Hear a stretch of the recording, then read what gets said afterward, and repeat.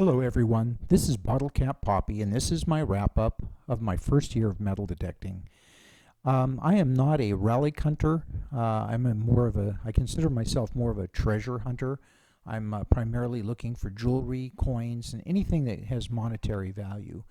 For me, the relics, first off, here on the West Coast, we just don't have the access to the historical strata that we see in the East Coast. But my opinion is that stuff was garbage 150 years ago when they threw it away, and it's still garbage.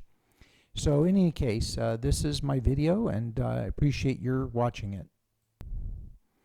When I first started metal detecting, I was looking for a treasure chest to fill with my treasure. My wife laughed and suggested this little tiny treasure chest that was available at a shop in Santa Cruz. And that was probably appropriate because I think at that time I'd only found like 8 cents. But as you'll see, my treasure chest rapidly grew.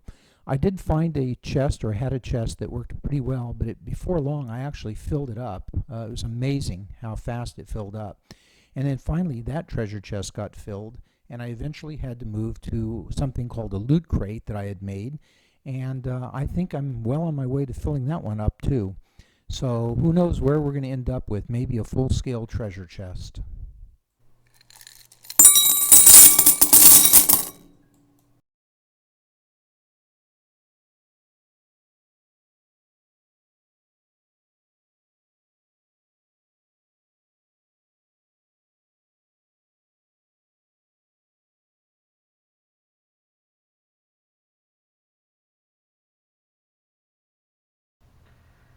Okay, so let's take a look at what's inside my loot crate.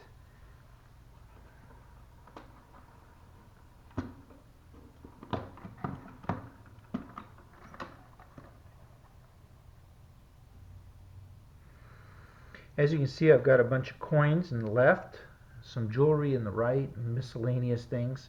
So let's break it out for everybody. So taking a look at just the clad and the coins I've found in the last year, I have two $1 coins, US coins. I have no half dollars, unfortunately, but I do have 234 quarters that I've found. I've also found 280 dimes. I've found 130 nickels. I think that's mainly because nickels ring up just like pull tabs, and I really don't want to dig them. And then I've got a total of 989 pennies. This would include the pennies. And then I started taking the zinkins that were too far gone and just putting them separate. So I'm going to sort those out. But that's a total of 989 pennies. I've also that count also includes these tubes here that I'm still working on filling up at this point. So that's kind of where I'm at with the coins. Then I find fishing weights both at the beach and at the lake shores. So I usually typically just melt them down and cast them in a little mold, and I'll probably just recycle those or give them to somebody at some point.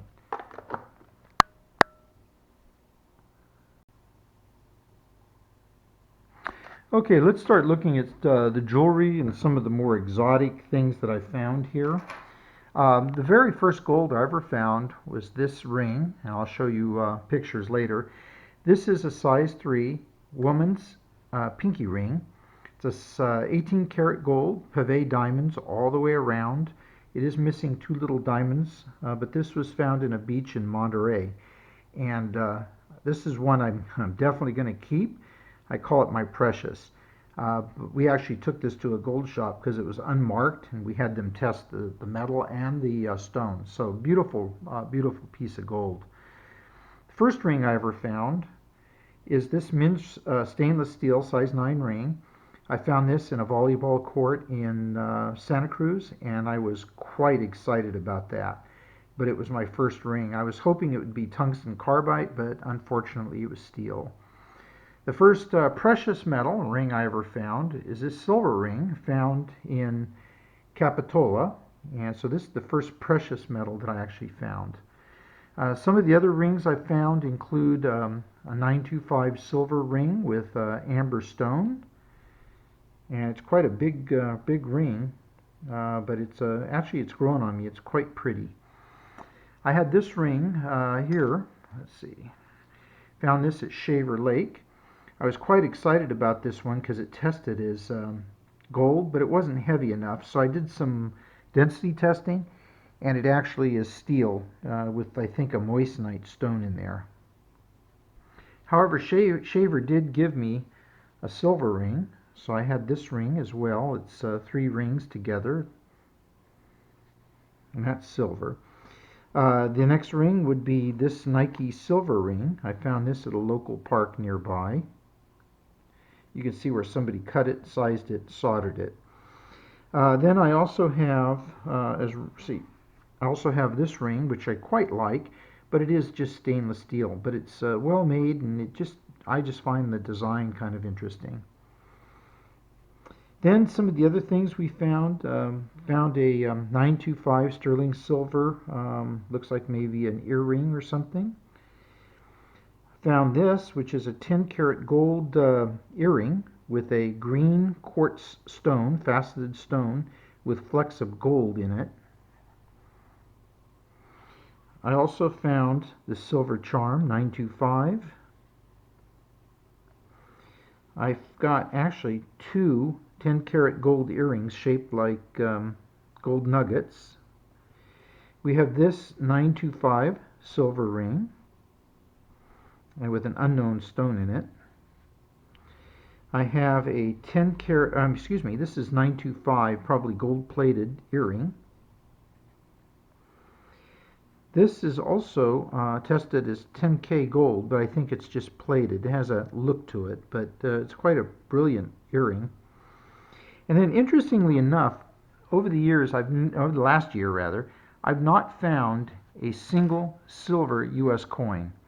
However, the first silver coin that I did find was actually this. I thought it was a dime at first, but this is actually a 1937 French Indochina dime, and it is got a hole drilled in it, so I think it was a charm or a bangle on a bracelet, and it fell off, but it's in wonderful condition, and it's 68% silver. Interestingly enough, I found a Monopoly. I think this is pewter or tin, the little shoe, but it looks quite old. And then my first earring I found is a hoop earring. It's just brass, but I've kept it because of that. I did found a woman's watch. Then the oldest coin I found is found with a metal detector, but it was actually on the surface. And once the metal detector saw it, I saw it. It's a 1910 wheat penny, and that's the oldest coin in my collection. Then for oddities, I have a U.S. Coast Guard challenge coin. I found some sort of metallic, I think it's brass, but it's quite heavy. I believe it was part of a pendant on a necklace, probably with a leather strap. But it's an imitation shark tooth. And then I found a 10-cent euro from Estonia, a 10-cent Guatemalan dime, and then a Canadian penny. So those are some of the more interesting things that I found.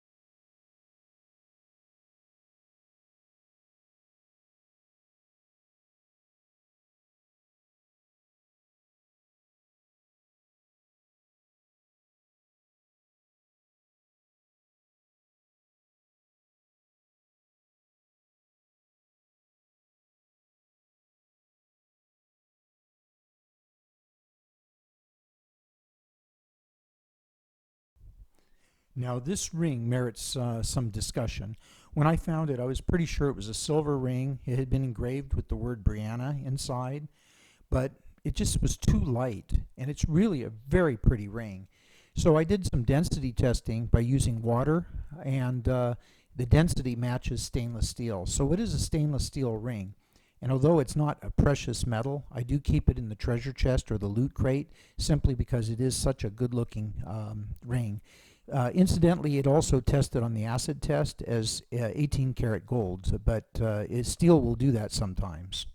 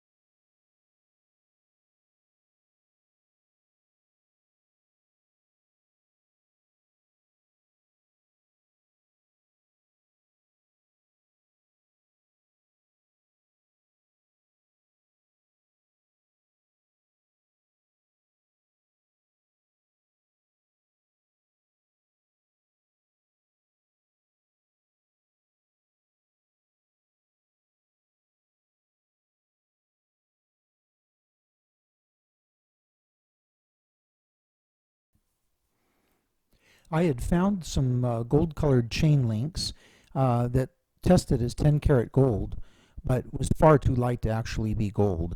And when I cut into it, you could see a silver metal underneath. So I guessed that it was gold plated aluminum. And so I went ahead and hit it with a torch. And because the aluminum has a lower melting temperature than the gold, you can see that it melted into a disc of aluminum with little beads of gold into it, which was the material that was plating the aluminum. Pretty interesting. Disappointing that it was not true 10 karat gold all the way through, but it was an interesting experiment.